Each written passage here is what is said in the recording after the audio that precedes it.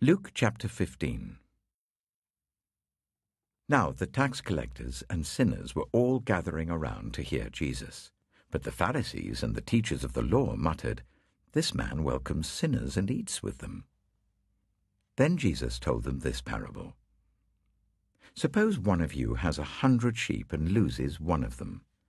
Doesn't he leave the 99 in the open country and go after the lost sheep until he finds it? And when he finds it, he joyfully puts it on his shoulders and goes home. Then he calls his friends and neighbors together and says, "Rejoice with me, I've found my lost sheep." I tell you that in the same way, there will be more rejoicing in heaven over one sinner who repents than over 99 righteous people who do not need to repent. Or suppose a woman has 10 silver coins and loses one. Doesn't she light a lamp, sweep the house, and search carefully until she finds it? And when she finds it, she calls her friends and neighbors together and says, "Rejoice with me, I've found my lost coin." In the same way, I tell you, there is rejoicing in the presence of the angels of God over one sinner who repents.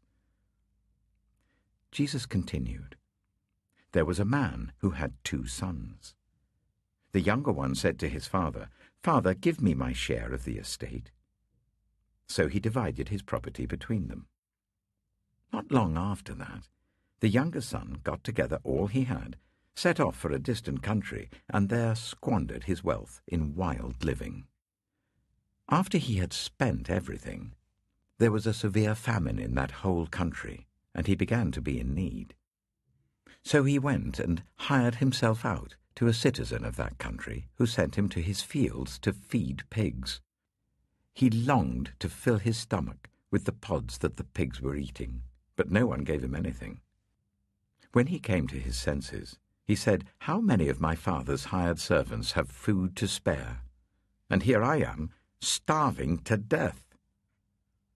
I will set out and go back to my father and say to him, Father, I have sinned against heaven and against you. I am no longer worthy to be called your son. Make me like one of your hired servants.' So he got up and went to his father. But while he was still a long way off, his father saw him and was filled with compassion for him. He ran to his son, threw his arms around him and kissed him.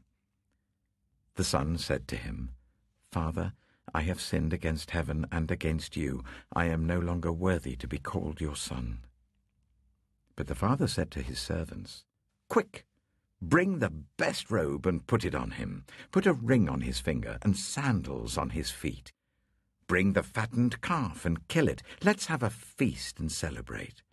For this son of mine was dead and is alive again. He was lost and is found.' So they began to celebrate. Meanwhile, the older son was in the field. When he came near the house, he heard music and dancing. So he called one of the servants and asked him what was going on. 'Your brother has come,' he replied, 'and your father has killed the fattened calf, because he has him back safe and sound.' The older brother became angry and refused to go in. So his father went out and pleaded with him. But he answered his father, 'Look, all these years I've been slaving for you and never disobeyed your orders. Yet you never gave me even a young goat so I could celebrate with my friends.